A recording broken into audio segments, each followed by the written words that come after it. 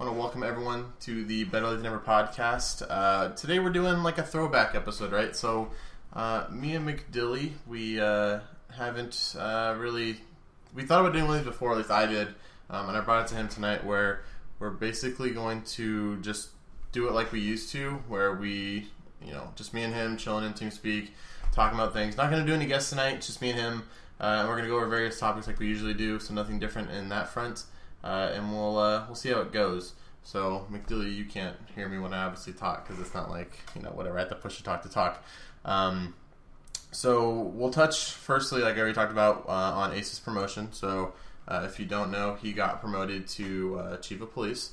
And then today you guys had your first, big meeting, right? Like, I don't think you guys had one before that, right? That was, the first meeting you've had since he promoted? Yeah, Ace had actually mentioned himself that it was the first meeting of Senior APD that had ever occurred since he has been a cop.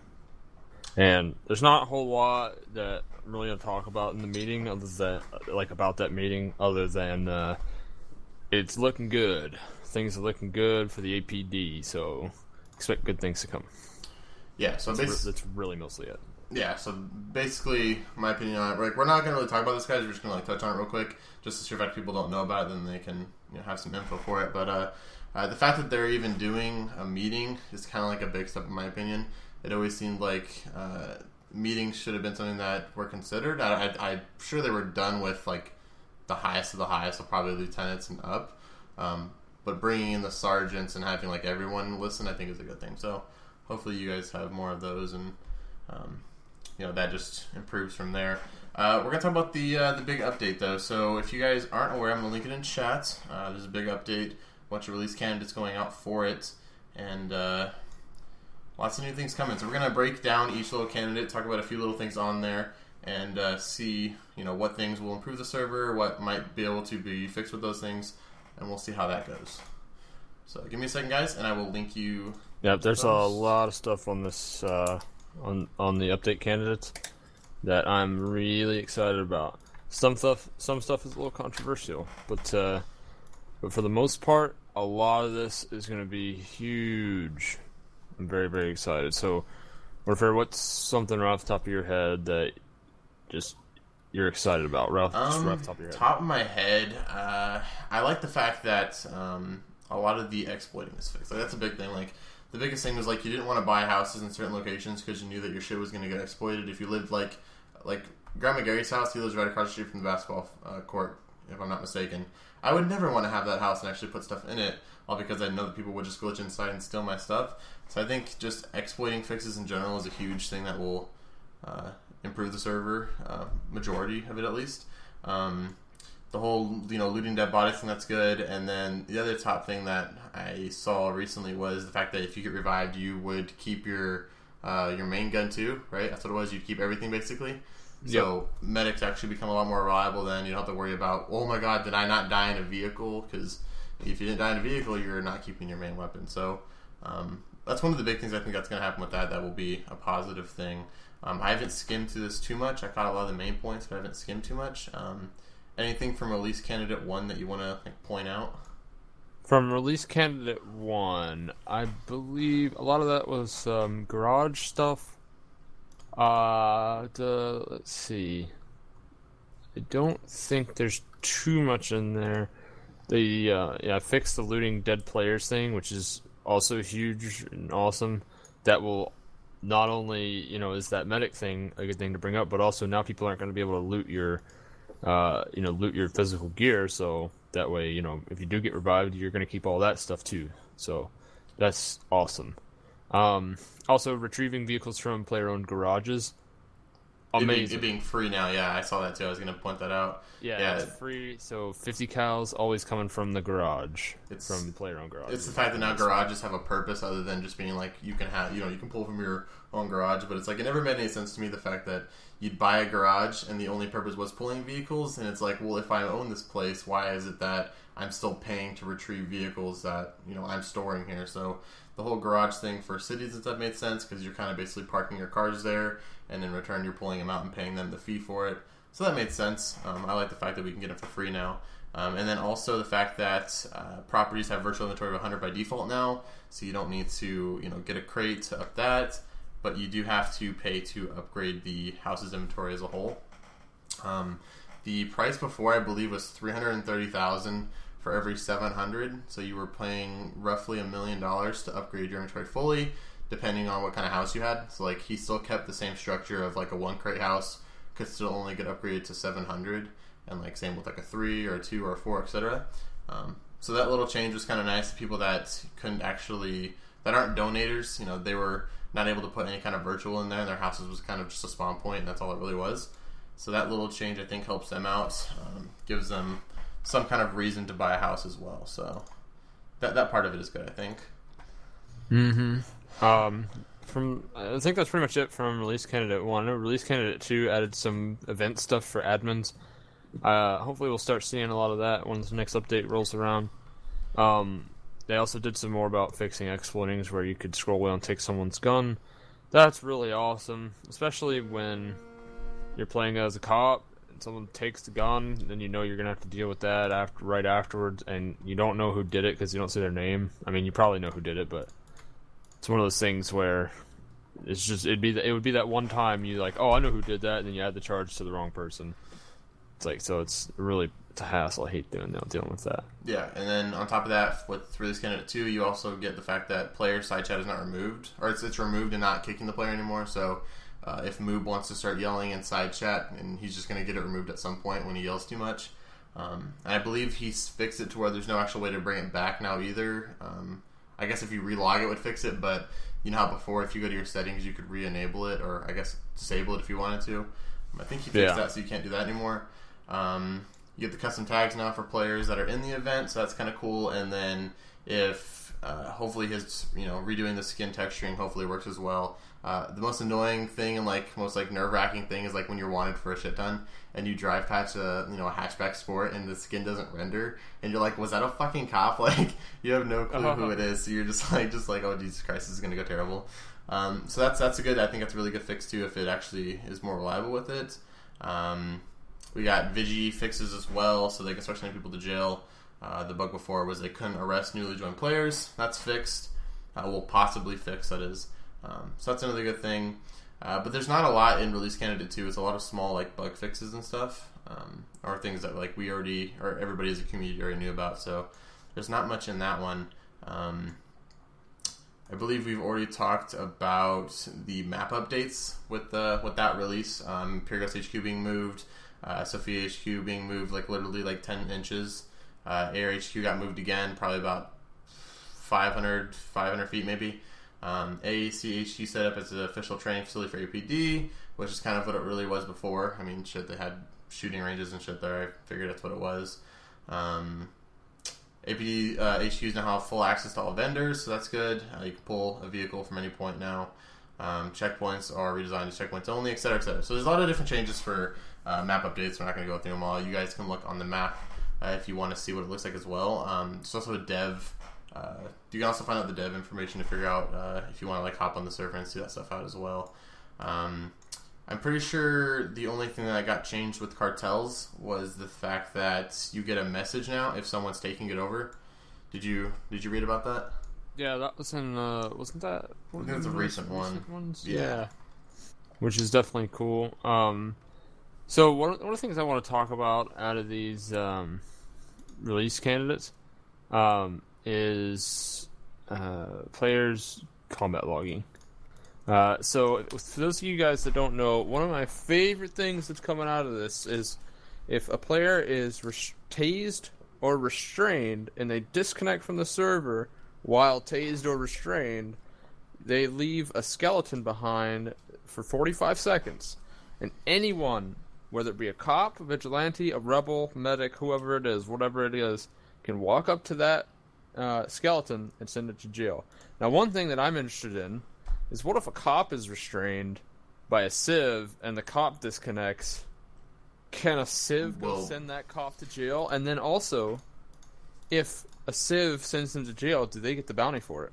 That's kind of interesting. I'm just curious if you actually get a bounty at all if it sends a person to jail, or is it just going to be it just teleports you there type of thing when you log back in? And if that's the case, it would get rid of the combat loggers, and I mean, let's be real here. People that combat log are going to be people that have like really high bounties. So there's a kid the other day, he had like $5 million bounty. And it's like, well, I know you're a combat logger at this point because one, I've never heard of you before, and two, your only like charge is literally like a vehicle theft and manslaughter. Like, there's no way that you're just not combat logging. So if people aren't able to get those bounties, it might be a good thing.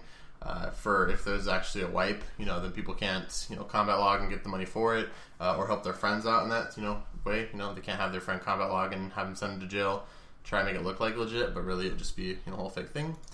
But I think that's definitely going to be a great feature. It was talked about before, where if you were restrained or tasing your combat logs, you could add a charge to somebody. I don't remember if it was you that brought that up or who it was, but that was another way out of it too. If you could, add a charge to someone and the server reads the charge and sends them to jail the second they log in. But I think that's more scripting with the server that they'd have to deal with. So the way it is now, it seems like it's going to be a good thing. Hopefully it gets rid of a lot of combat logging now that he added the whole tasing with it too. Before it was just if you got restrained. So yeah, and for me, I don't even care about the money. Just sending a combat logger to jail and just having them come back thinking that they're like, the shit. Like they just got away with like the craziest crimes ever. That guy's probably sitting there like, pissed as shit, man. He got away, and the combat logger, please, I'm not gonna get the money. Haha, I'm gonna get back in, and I'm gonna do it again, and fuck him, right? And then he gets back in, and he's in jail, and he's like, fuck! So then he just leaves. Yeah. That's gonna cause the combat loggers to actually leave the server, I think. That's gonna be so huge, because nobody, like, you have to be in jail for, like, 5, I think the minimum's 10 minutes? 5 or 10? 5 minutes is the minimum. So yeah, if that happens, I mean, you have to sit, it's like every time you decide to combat log, you have to wait 5 minutes timeout. And so, like, who cares if you come back, right? Because we're just going to send you again. Like, you're just going to get tased and send you again. So it's kind of like, shit, I don't know if I want to spend the 30 seconds to be a dick and then log back into jail and have to deal with it for 5 minutes. So another thing, if you guys have been paying attention to the change in release candidates, there's some drug effects now that are it's kind of played with. So, for instance, red goals, and we actually talked about this last podcast. This is a suggestion we made last week, and it looks like Gendrack and a few people might have thought that was a good idea, so they're trying to play with some of the ideas, as it seems. Red goal, for instance, it says it'll give you a burst of energy to run fast for 3 minutes, but after the 3 minutes, the sugar high wears off and you lose some thirst. They said that the drug visual effects were reworked, and they all should be about 3 to 5 minutes long, but you can also overdose on drugs now. The amount of drugs it takes to overdose is random, and some drugs will, you'll be able to OD on, you'll be more susceptible to OD on compared to others. So, for instance, crystal meth, it was changed recently in the most recent update. You take 60% less damage if you are on crystal meth, but it screws up your vision so bad that supposedly, at least according to Poseidon, it's not very useful if you're trying to shoot at people. It's not going to be that useful in a firefight. But if you're in a situation where you're getting surrounded or whatever, you take a quick hit of some meth, and maybe you'll survive.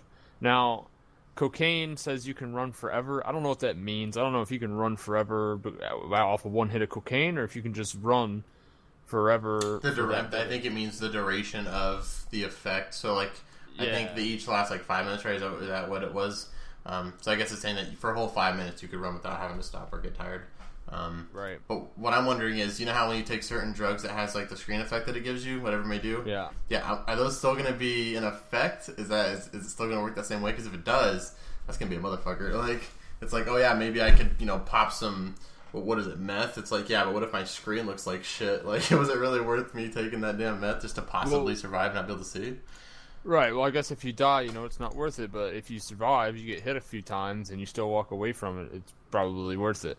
I think right now when you OD, we were asking about it in one of the threads that he made about this. Right now when you OD, just at least for now, you die. If you OD, you die. What it does is it has a system where cocaine gives you anywhere between 1 to 3 drug dose.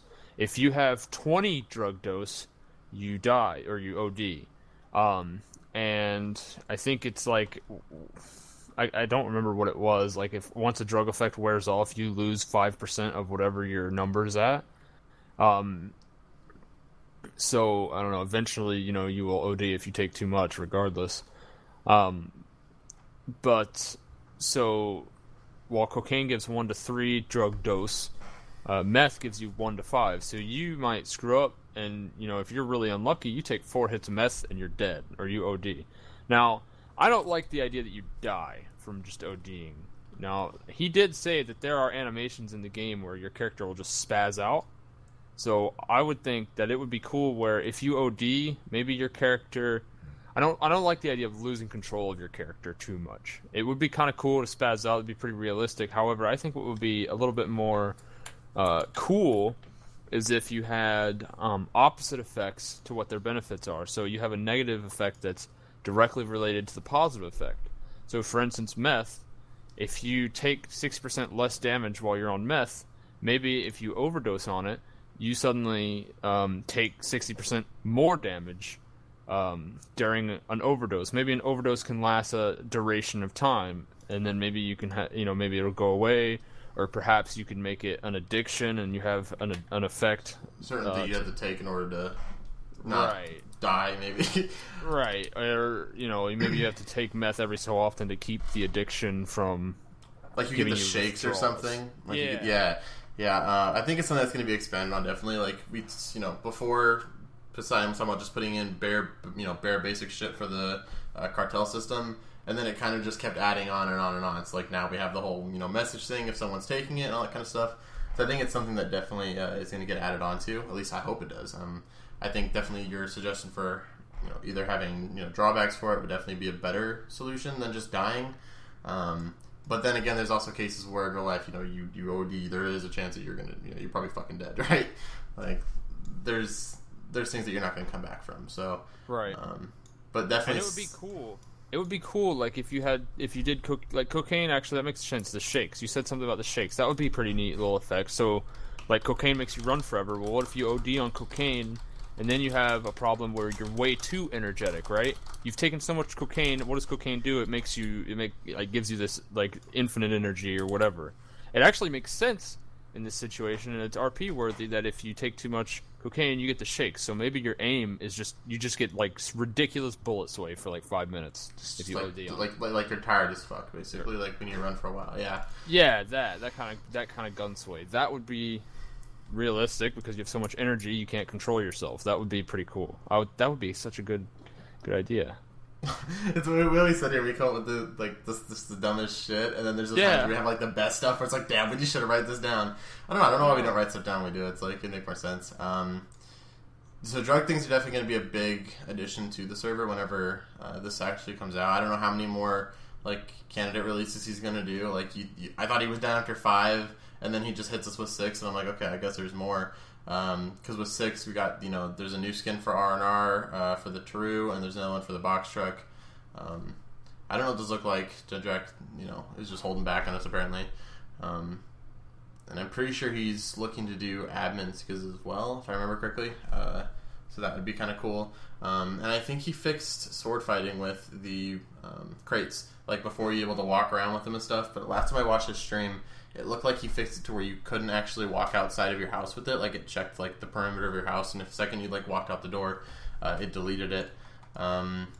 What other? There's a bunch of cool stuff on here I want to talk about. It's like sifting through it all and actually trying to find it is the hardest part. Nearby medics is accurate now, so that's good. I hope it's increased though with the range. Right now it's 120 meters, and that's really not anything. I don't know what a better amount would be. But, I think 500 would be good. Yeah, I mean, you could see people at that distance. I mean, it definitely needs to be something where it's 500, 700, I don't know, something like that. Respawn timer, if you push the medic button, you lose the respawn button for 7.5 minutes, or an additional 7.5 minutes. So that's good. No more having to go and try to revive someone and then they just respawn by the time you get there. At least you have a better chance of it. So good. That's gonna make a medic's life so much easier because right now a lot of medics have struggled just to play medic because it's really just kind of not there for them. A lot of the features aren't there. There's no incentive for a civ to want to get revived by a medic right now unless you have a secondary weapon that you want to keep. You lose your primary weapon, people can steal your gear if they exploit it, and people can respawn after they request a medic, so if maybe they do request a medic, and then after a while they like, wait a minute, never mind. Yeah. And they respawn, so medics kind of just get rear-ended right now. Whereas after this update, where people will have to wait, they need to commit if they're going to request a medic. They keep all their primary weapons, they keep their uniform, the exploiting gear is fixed. I'm going to call a medic a lot. I'll call it all the time, especially with the fact that money is like really like scarce, right? Like you have to do a crazy amount of runs just to pay for that loadout. Then it'll make sense to pay the $15K to actually be able to keep all your stuff. I think medics are going to be. I'm hoping that with this update, it's going to make people want to play medic more, or at least get more medics. It seems like a lot of people apply for it, but people aren't consistent with actually playing it. And I can understand if for right now it's kind of seems like it'd be kind of boring to play. Only because the constant people respawning the second you go to get them. I don't think they get paid enough personally. $15K doesn't really seem like anything to me. With how the current market is, you're not going to really be able to pay for shit with that. But I don't actually play medic, so I don't know if it actually adds up quite fast or something. I don't know. I know if you're in Kavala, you're making money. But you want people other places. It's honestly not that fun playing in Kavala. Most of the time, when I play R&R, I play on the east side of the map.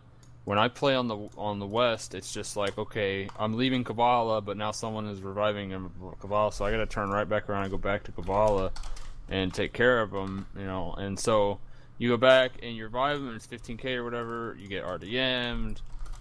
You get to watch some stuff play out, but it's mostly just RDM.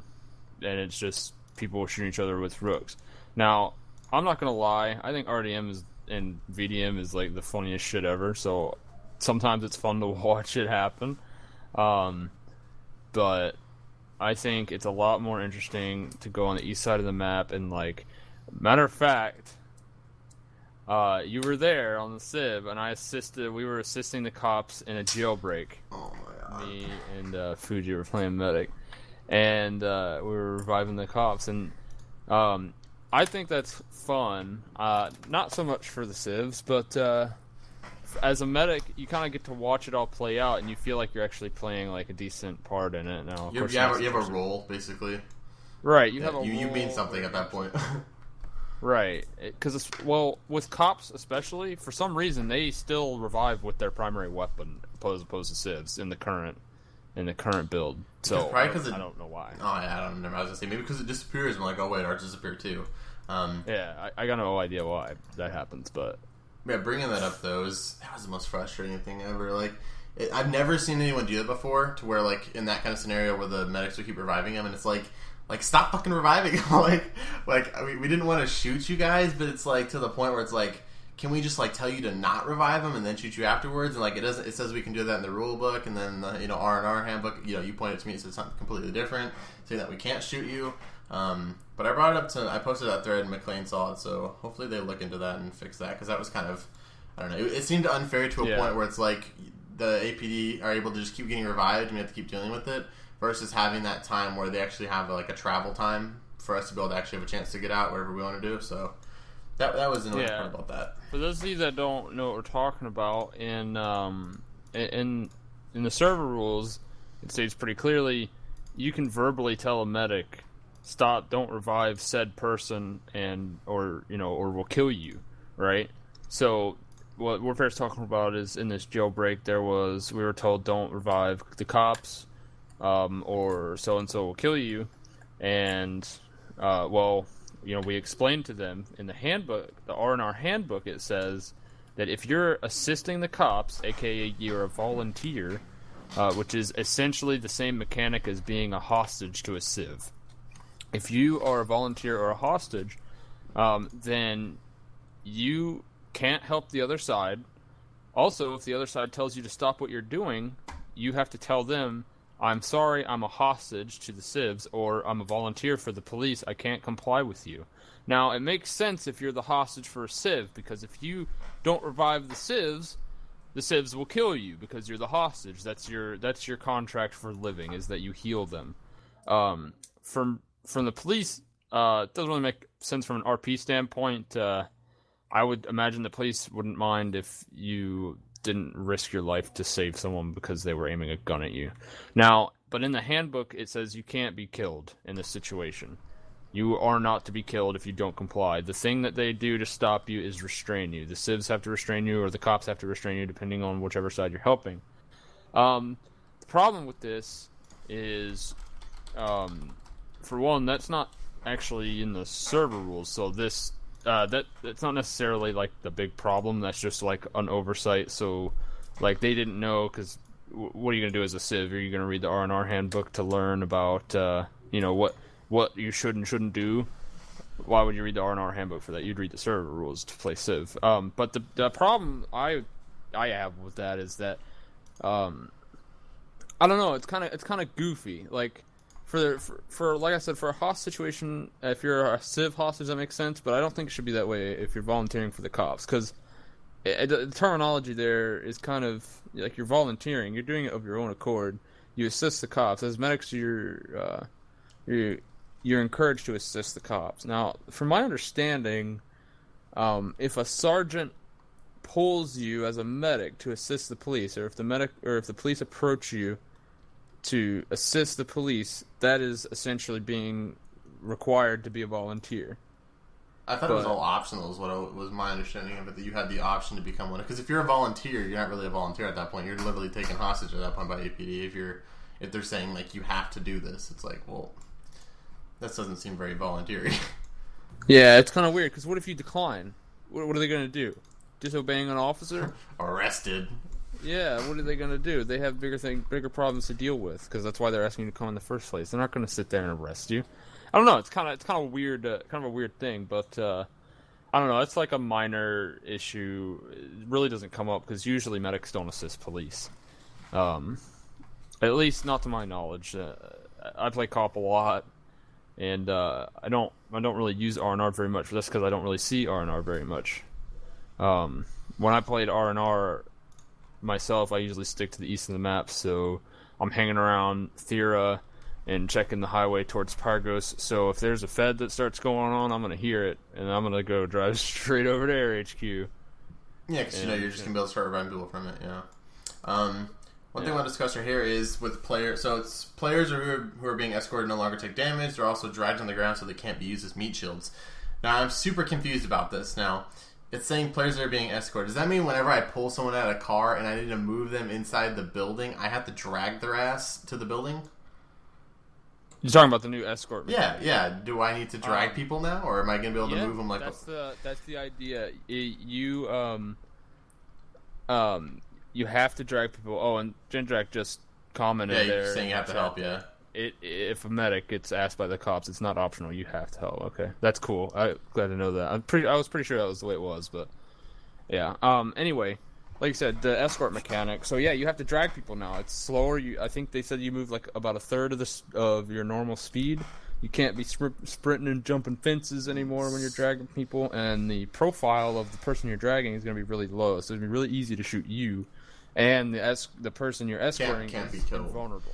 But see, the problem with that is, it's like if I was to be escorting someone that I just arrested or something, or like that I'm bringing in, I'm not going to drag them out of the car, drag them on the ground, and put them inside, the HQ. Like, I can understand for getting them to the car and stuff like that, or in like a scenario where maybe you're getting shot at and stuff like that. But it's just moving people from point A to point B. It's going to take forever at that point. Like, it's just going to mean we're going to have to use our vehicles a lot more. I mean, we're gonna have to use our vehicle. Instead of taking someone and running them to our vehicle that's nearby behind cover, we're gonna take our vehicle, use it for cover or whatever. Hopefully, it doesn't get its wheels busted, and we're gonna use that and then drag people a minimal distance, put them in the vehicle, and then take the vehicle as close as we can to the HQ, whatever we got to do. So that in that situation, I honestly think it's gonna work out better. I mean, it's hard to say without practicing with it, but I think it's going to be a better flow of combat when police engage civilians because, you know, I have been in situations before, like a hostage situation, for instance, where we would get the hostage, and we would escort him, and we would just run away really fast, jump over a fence or whatever. We'd be gone. Run with him, yeah. Yeah, so, you know, that doesn't make sense. You wouldn't, like, you wouldn't be able to do that, right? So, I mean, you'd probably be a little bit quicker than dragging them, but for all intents and purposes, I mean, you wouldn't be going fast enough to just get away. They would just blast you, realistically. So, I like the change. I'm interested to see how it's going to affect combat and how police are going to approach escorting prisoners in a fight. Like, in a combat sense, I like the idea. In a sense of, oh, you want to go troll the shit out of me at, Caval HQ and run all the way to the back, and I have to escort your ass all the way to the front. Like, then I have to pull a car. I have to drag him to the car. Drive him out, drive the car back in. So, like, in that sort of sense, I think it's going to be really, really annoying and really tedious. But with combat, I think it's going to fix so much. Because, like, my biggest complaint when it came to fighting APD was the fact that they were able to just sprint over you and restrain you. And it's like, with that on top of being able to just grab you and run away as fast as they can, that was really, I'm going to say OP in a sense. But now the fact that they actually have to drag you and stuff, it makes more sense to me. And I think it'll be a little bit more fair on that front. Yeah, I agree. It's going to be a very interesting dynamic to think about when we fight. And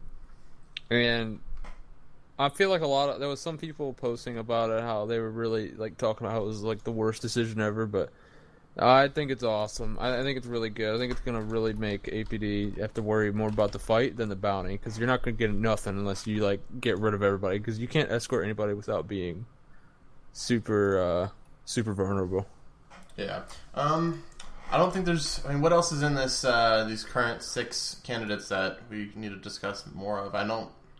Like, we're touching on a lot of this stuff. Vehicle storage upgrades are now based on 5% of that vehicle's base trunk capacity. So, Tier 4 storage capacity will give you a 20% extra space. I think this is actually brought up by Knives quite a few podcasts ago.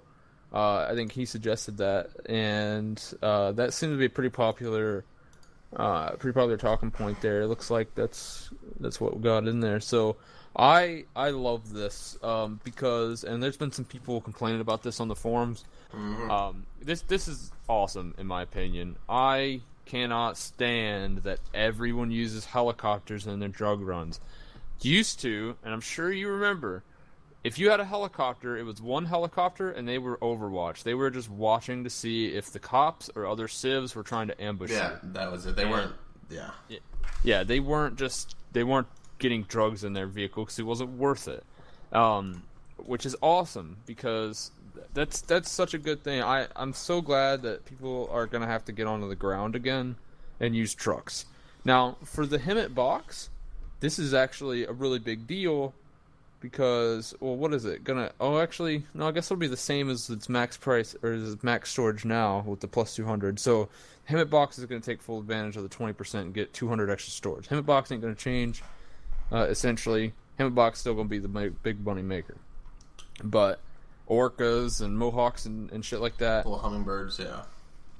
Yeah, you won't be able to use hummingbirds, off-roads, hatchbacks, whatever it is, to make make a decent little cut. You're gonna have to bring a truck, and that's good. That is the way that it should be. Less people in the area, because you can still use them, but you're not gonna make as much. And there's people complaining about it, and like I understand why they're complaining, only because they're so used to a certain system, because they probably joined, when this happened, like when you were able to, just make all this money with these upgrades in the vehicles and stuff. So I can understand why they might be irritated with it, but then they also don't realize how it was before. Before everyone was flying around. Before you could make, I wouldn't make $1 million a Mohawk run before, with frogs. Like, I can make $1 million from that. And it's like, that's ridiculous. I can process them super quick. It's fast to pick and stuff, and I think it's like 30 minutes and I can make $1 million from that. And it's really OP, so. It's insane. But also, like, the way people always talk about, the way... if you do that just people are still going to whatever helicopters. Okay, I remember back in the day when we had Titans. even if you had the trunk upgrades then, people probably still wouldn't have used them very much because of Titans. Any gang would have like that one guy with a Titan rolling around, especially when you're going to go rob people.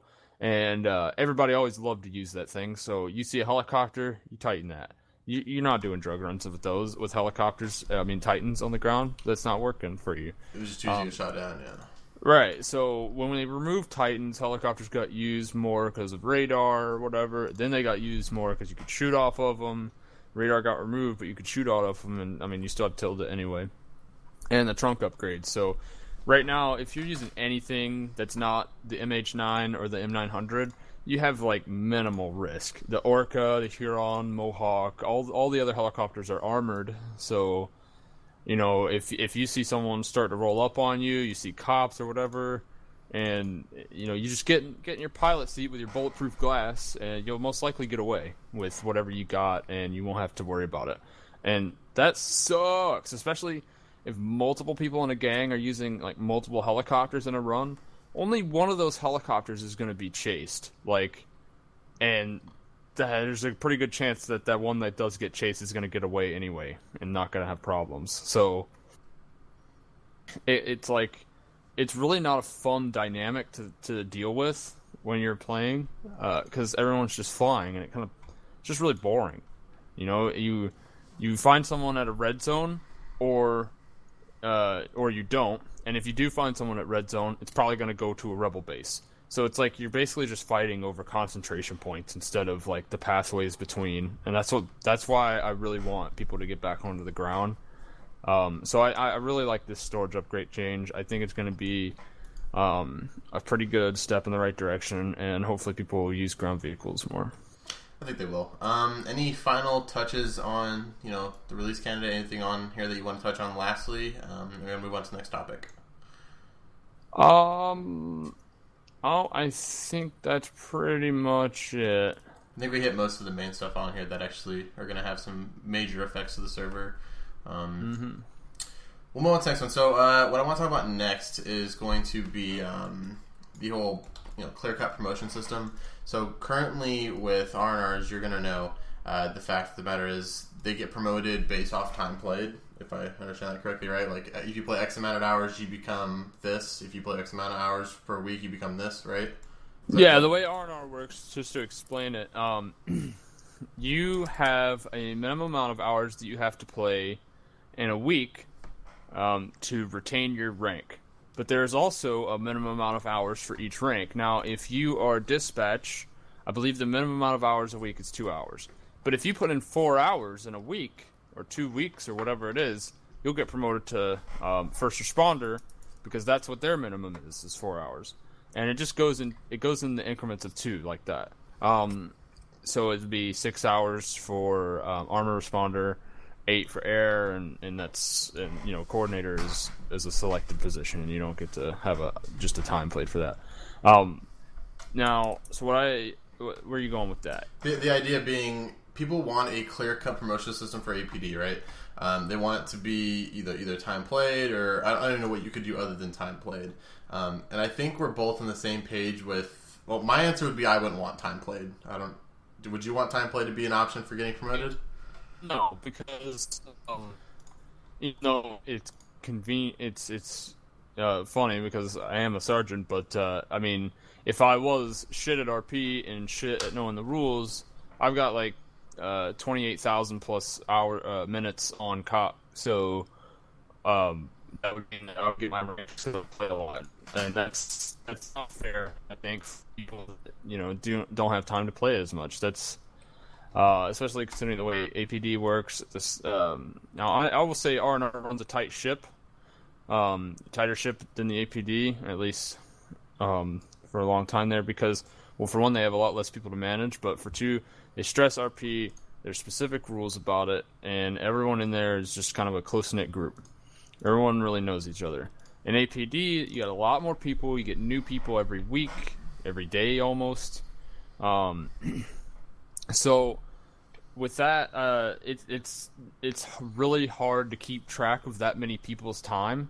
People would easily slip through the cracks, and it would become a thing where at that point, it would just be kind of pointless. Senior APD wouldn't pay attention to, if someone's RP, they'd just feel like, this guy have enough time, okay, he's good. Promoted, yeah. Well, promoted, and then leave him. That would be it.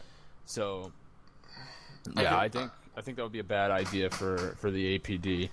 Yeah. Yeah, and I see it being a problem too, because it's like, I wouldn't, as deputy and patrol periods are all about learning, right? So, like, the people that need to know the rules are learning them. They're still trying to master the handbook and everything like that. I wouldn't want someone to get promoted that does not know the rules, or, like, just completely knows, like, half the handbook and not the rest. And with time played, that would completely that would happen a lot, I think, I mean, how many times does someone take a, PO test that they fail it? And I've seen it happen numerous times, and it's like, right. I wouldn't want that to happen. And I agree that there should be a way to promote people a little bit faster than it does take sometimes. But then people also need to realize that there's a lot of people. Like, there's a lot of people on the APD. There's constantly people applying every single day. So obviously it's not going to be as smooth as it could be. But I'm sure there's somewhere where you can, improve how many people are getting promoted, or, how often people are getting promoted, stuff like that. So I mean, I'm sure there's a way to improve it, but I don't have the answer for it. Right. Well, I'll just say that, like I said at the beginning of the podcast, Senior APD had their first meeting.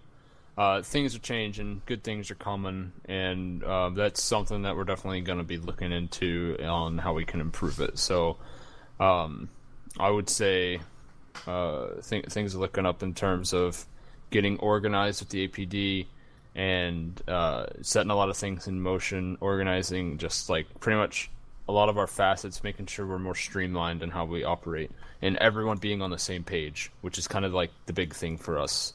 One of our biggest goals is to be on the same page, and so the APD meetings, senior APD meetings, are going to be a regular thing to make sure that everybody's pitching in, doing their thing, and that everybody knows what's going on. So a lot of good things coming from that. And I know Fat Clemenza said he thinks time should be a factor as far as playing COP, and it said something about a bi-weekly test. Bi-weekly test, no. It's up to the COP. It's your responsibility to keep up to date with the rules and study the handbook and stuff. The rules are always updated before on a Sunday, and if that's going to happen, if the rules are going to change on a Sunday, you'll know about it before Sunday. So it'll be posted on the forums. So just pop into the forums once a week, or at least once every Sunday, and see if anything changes. If something changes, you know about it. Keep brushed up on your handbook and your ticket guide if you don't think you're up to date on it. You don't need to be tested bi-weekly for that. That's not really feasible for the senior APD to take care of. It's not going to work. We wouldn't be able to keep track of that. That would be just incredibly inefficient. That said, time is a factor when we look at promotions. We don't sit there and say, okay, this guy's been playing for 20,000 minutes, let's give him a promotion. But when we look at people for promotion, we say, how much time has this guy put in? And if it's not that much, then we're going to say, what's going on? Let's see if we can investigate, see what's going on. I'll give you an example of someone who doesn't play a lot, but is very good, and Rice. Rice is a corporal, and he's a great cop. That said, he doesn't have a lot of minutes on cop because he's got a wife, kids, and a job that he's got to take care of. So he plays when he can, but when he does play, he plays very well. He knows the rules, he keeps up to date, and he RPs very well. So it's just one of those things. Like, we do pay attention to it. If you've got life, that's important. It's more important than playing cop. So let us know what's going on. If that's something you're worried about, we'll make sure that it's that's something we'll be aware of, and you can you don't have to worry about that. If time is something that, yes, it's a factor, but also if you let us know what's going on, you don't have to worry about it. You don't have to worry about time. Don't worry about time being a factor. I don't want anybody to ever feel like they're obligated to play cop, because that's something that shouldn't happen. You play cop to have fun. There is some essence of responsibility when you are playing cop, and you're expected to be, held up to those expectations. But as far as being pressured to play cop, don't ever feel pressured to play cop. You don't want to play cop, don't play cop. Yeah, because if you play cop and you just you don't really want to, you're gonna have a really bad attitude most likely, or just right. You're not gonna have fun with it. You're gonna fuck up on something, and you're not gonna think the right way. Yeah. In regards to testing, though, I don't think we should do bi-weekly. Obviously, But I do want to see something in place for maybe every couple months evaluations again, because I thought evaluations helped a lot in terms of getting people on the the correct page. Obviously, something like not every month or anything like that. Maybe every like 3 months an evaluation happens or something. Unless to that point though, APD is like 1,000 people deep. That's not really going to be feasible, I guess. But I don't know. I like the evaluations when they happen. I thought I got rid of a lot of people that didn't know anything. I think evaluations is a cool idea for maybe like a tri-monthly thing or a 6-month thing. Every 6 months we do it and weed out the APD. In my opinion, I think it should. I think if we do that again, it'll probably be done differently than how we did it before. Just something to make it a little bit more feasible and streamlined would be how we take care of that next time. Hades posted there in the chat. He confirms that time played on R&R is only a small factor in promotions and demotions. It's there to show that the player's actually playing the role instead of just getting it and never playing it. Yeah, and he reinforces that with the APD, it would definitely be a lot more work to track. But yeah, like he says, it definitely shows it shows dedication in some sense if you do have a lot of time. But I mean, if you have a lot of time and your RP sucks or you don't know the rules, I mean, then at that point it doesn't really matter.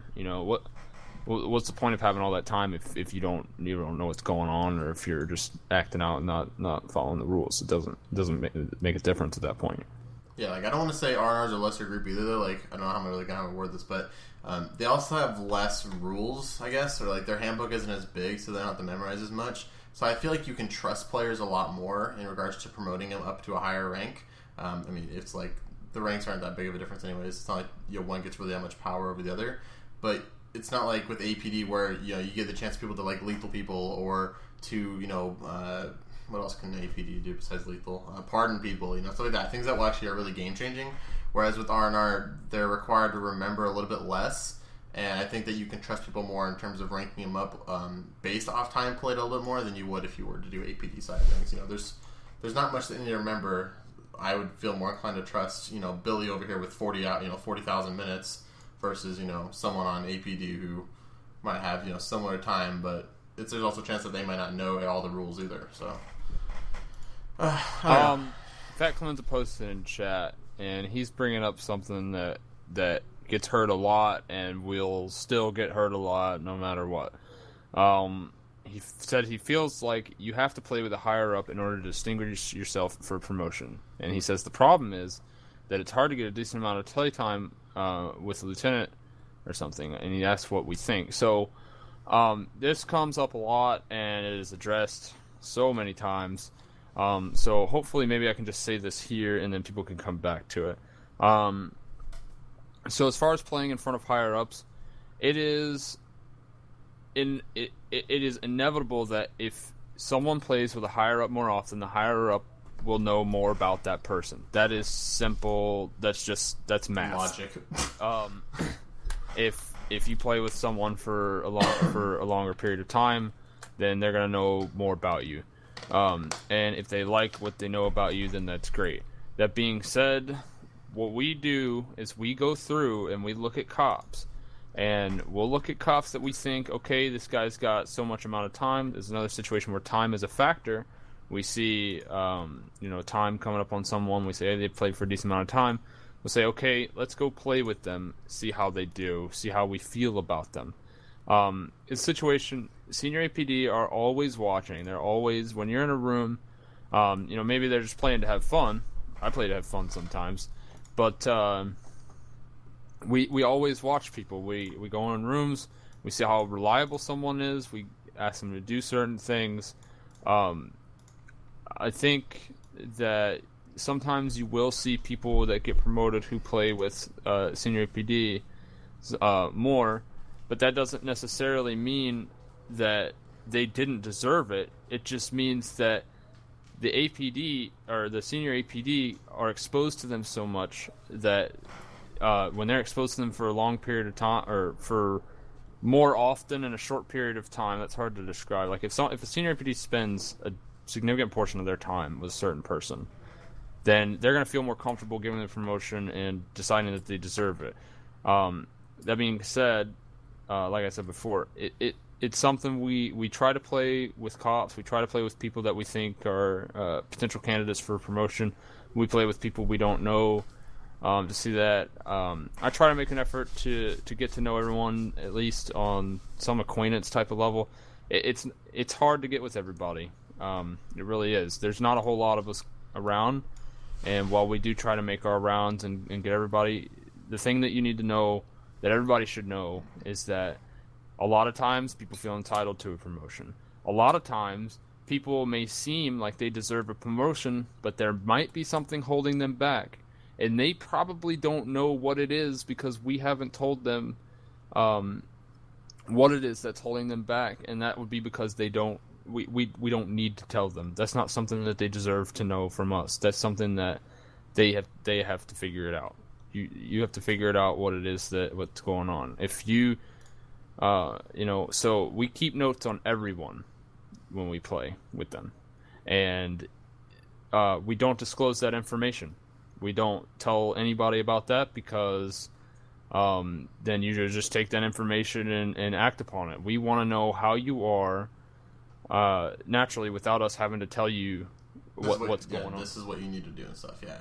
Right, because then that's too easy. We want someone who's already equipped with the experience or the skill set or whatever it is they got to need.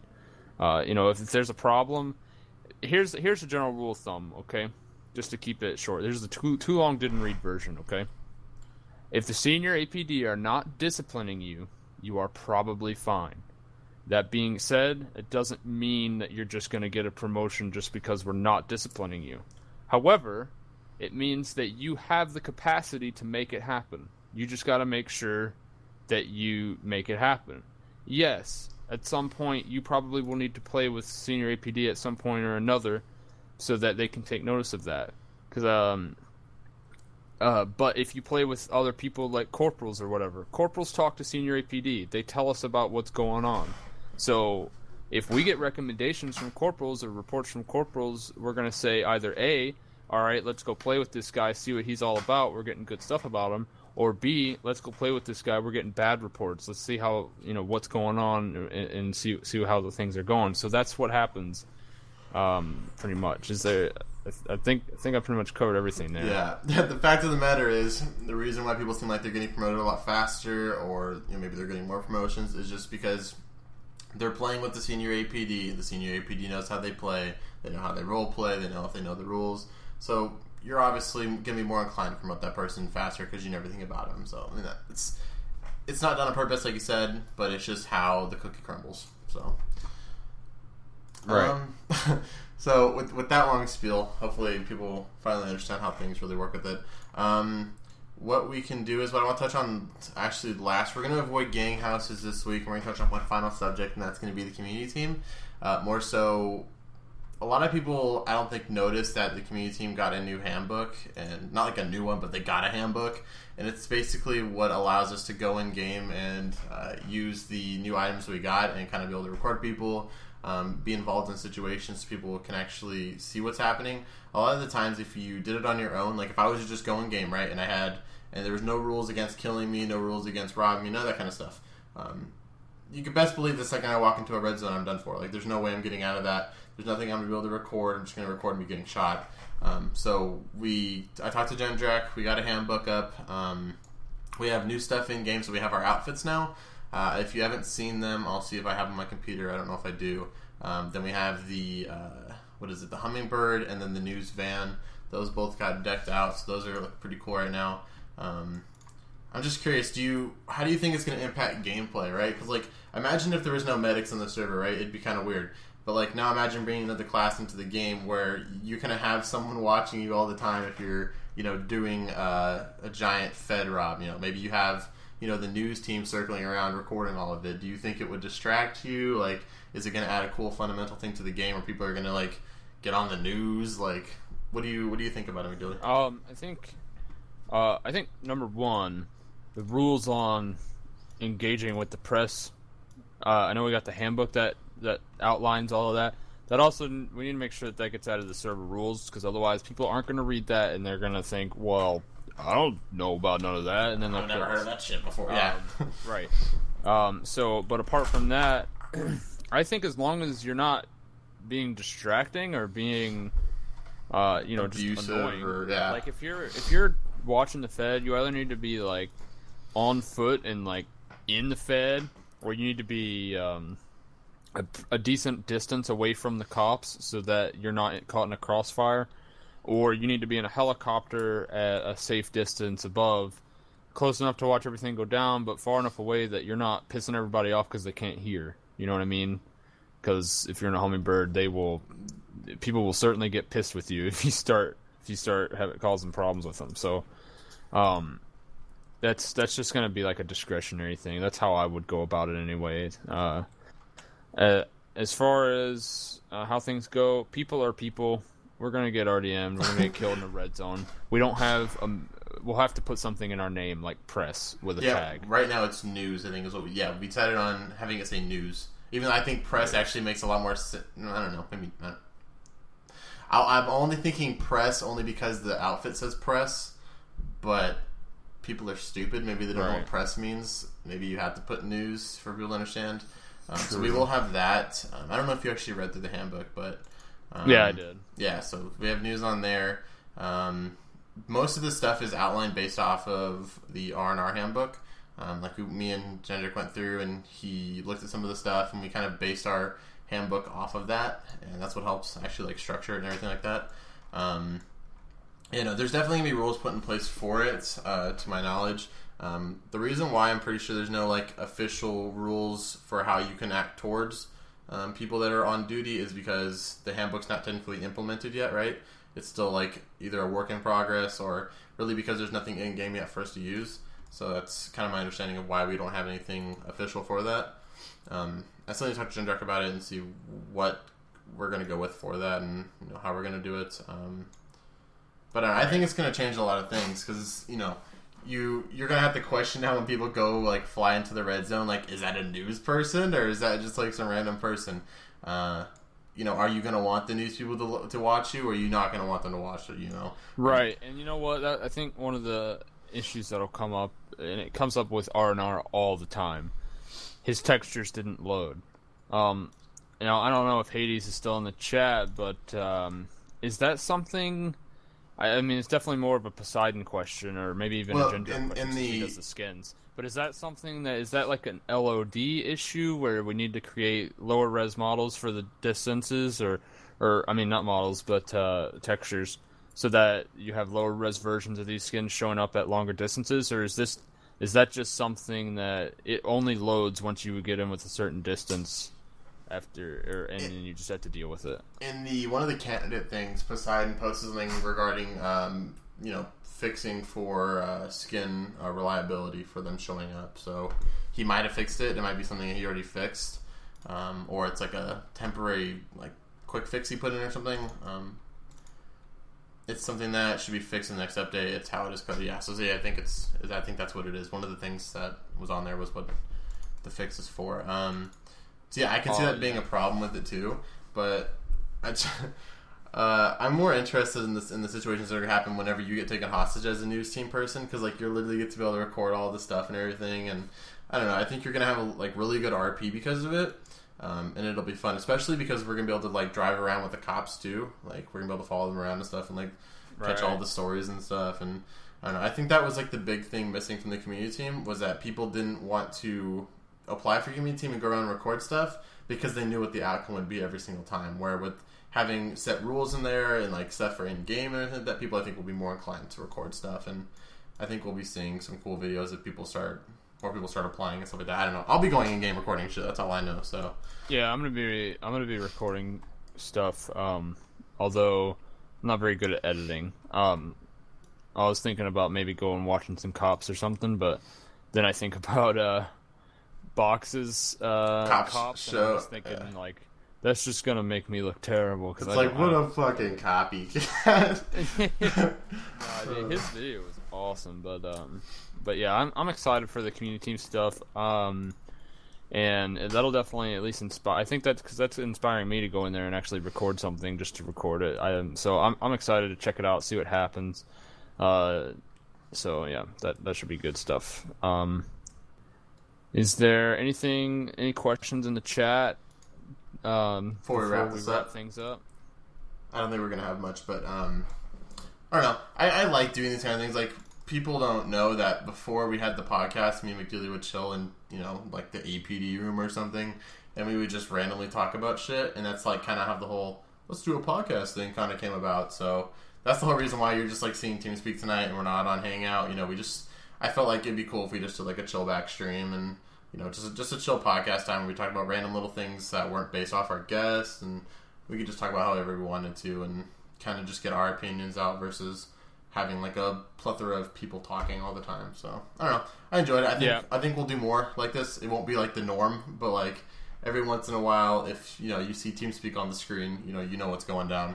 This is how me and Warfare originally like pretty much became acquainted in the first place. We just had these like hours of chat sessions where we would just sit there and talk about Olympus and cops and stuff like that, and eventually we just came to like, maybe we should just record this, make it like a podcast or something, because we just do this all the time, and maybe other people might want to listen to what we're talking about. And so that's essentially what this is.